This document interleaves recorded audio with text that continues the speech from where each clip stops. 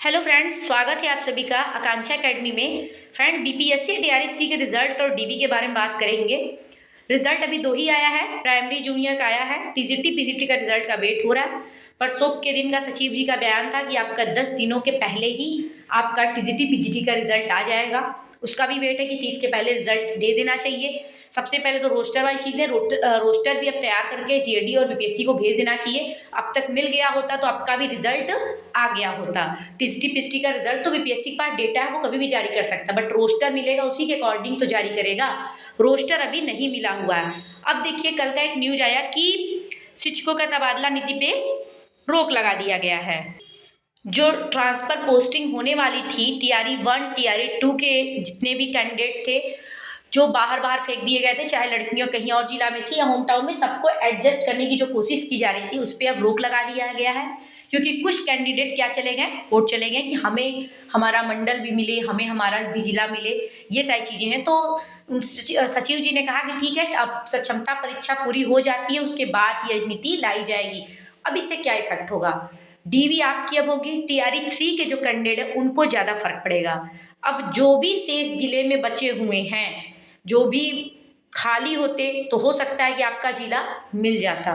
ठीक है, अभी सीटें जहाँ जहाँ की भरी गई है वहाँ तो खाली होने का कोई चांस नहीं बचा। अब जो बची बचाई जो भी जिलों में सीटें हैं उसी में आपका क्या होगा, पोस्टिंग होगा टीआरई 3 वालों का। ठीक है, तो अब टीआरई 3 वाले बिल्कुल अब ये ना सोचे कि हमारा ही जिला मिलेगा। ठीक, आपको कहीं भी भेज सकता है, लड़की हो या लड़का हो। अभी तक तो हो रहा था कि चलो होम टाउन मिल जाएगा या फिर जिला प्रेफरेंस भराया जाएगा। अगर नहीं, आप उस प्रेफरेंस में अगर सीटें नहीं होंगी या फिर कोई अपर नंबर वाला बच्चा वो डीवी करा के ले जाता है, जैसे किसी जिले की आपने प्रेफरेंस डाली है, आपका 75 नंबर है, अगर अदर बच्चे का 78 है, 80 है, तो पहले उसको दिया जाएगा वो प्रेफरेंस भरा, आपको तो दिया नहीं जाएगा।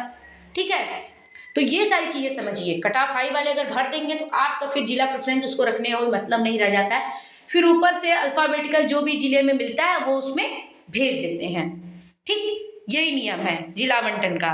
तो ये सारी चीज़ें इससे आपके डीवी पे असर पड़ेगा। डीवी देखिए, कभी भी 1-2 दिन में इनका लिस्ट आ जाए, पता चल जाए कि डीवी कैसे होनी। पहले तो ये जिला आवंटन कर दी कि कहाँ कराना है, उसके बाद ही पता चलेगा। ठीक, तो ये सारी चीज़ें हैं। पहले देख लीजिए आज की न्यूज़ में क्या था। देखिए, नीति था न्यूज की शिक्षकों की तबादला नीति पर रोक। राज्य के प्रारंभिक उच्चतर माध्यमिक के लगभग 3.85 लाख नियोजित शिक्षकों का तबादला नीति तत्काल प्रभाव से स्थगित कर दी गई है। सक्षमता पास नियोजित शिक्षक राज्यकर्मी के तौर पर नियुक्ति पत्र मिलने के बाद अभी जिस स्कूल में कार्यरत है वहीं योगदान देंगे। वर्तमान शिक्षक स्थानांतरण नीति को संशोधित कर और अधिक सरल बनाया जाएगा। सक्षमता परीक्षा के 5 चरण पूरे होने के बाद ही शिक्षकों की स्थानांतरण प्रक्रिया फिर से शुरू होगी। शिक्षा मंत्री सुनील कुमार ने मंगलवार दोपहर विभागीय सभागार में प्रेस कॉन्फ्रेंस कर तबादला नीति पर रोक लगाए जाने की जानकारी दी है। शिक्षा मंत्री ने बताया कि मुख्यमंत्री नीतीश कुमार के निर्देश के बाद शिक्षकों के स्थानांतरण स्थगित किया गया है। कुछ शिक्षक संगठन इस नीति से संतुष्ट नहीं थे।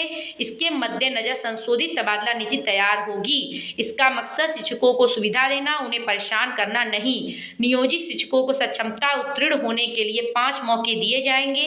सक्षमता परीक्षा नहीं देने वाले शिक्षकों के मामले पर विभागीय कमेटी बनी है। यह कमेटी उनकी स्थिति देखेगी। राज्यकर्मी के तौर पर नया नियुक्ति पत्र मिलने के बाद नियोजित शिक्षकों की वरीयता प्रभावित होने से जुड़े सवाल पर शिक्षा मंत्री ने कहा कि नियोजित शिक्षकों को एक साथ नियुक्ति पत्र दिया जाएगा। मतलब जब सक्षमता परीक्षा सब पास कर लेंगे उसके बाद ही ये नियम फिर से आएगा। उनकी वरीयता एक समान रहेगी। अभी 1 साल 1.5 साल आप मान लीजिए कि लेट होगा। ट्रांसफर नीति में जहाँ जैसे हैं वहीं आप चुपचाप करेंगे।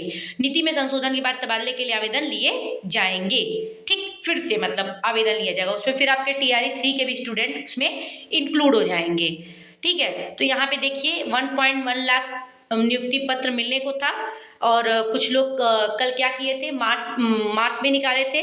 देखिए क्या होता है। तो अब इसका यही कहना था कि जब ट्रांसफर नीति रुक गई अब आपको जो जिला मिलेगा उसमें आपको कुछ दिन तक संतुष्ट रहना पड़ेगा और 1.5 साल बाद 1 साल बाद जब सब जनता परीक्षा के 5 चरण पूरा हो जाएंगे उसके बाद ही ट्रांसफर नीति आएगी। फिर सबको फिर से फिलअप फॉर्म कराया जाएगा, ट्रांसफर पोस्टिंग की प्रक्रिया शुरू होगी। अब मुझे लगता है कि डीवी में देर नहीं होगा, डीवी का लिस्ट कभी भी आ सकता है क्योंकि ये चीज़ें रुक गई, काम आधा रुक गया है। तो अब आपके काम पर फोकस किया जाएगा और डीवी आपका जल्द से जल्द होगा और रिजल्ट भी जल्दी ही आएगा। Thank you so much, keep watching. अगर चैनल पे नए हैं तो प्लीज़ सब्सक्राइब कीजिए, लाइक कीजिए ऐसे ऑथेंटिक न्यूज़ के लिए।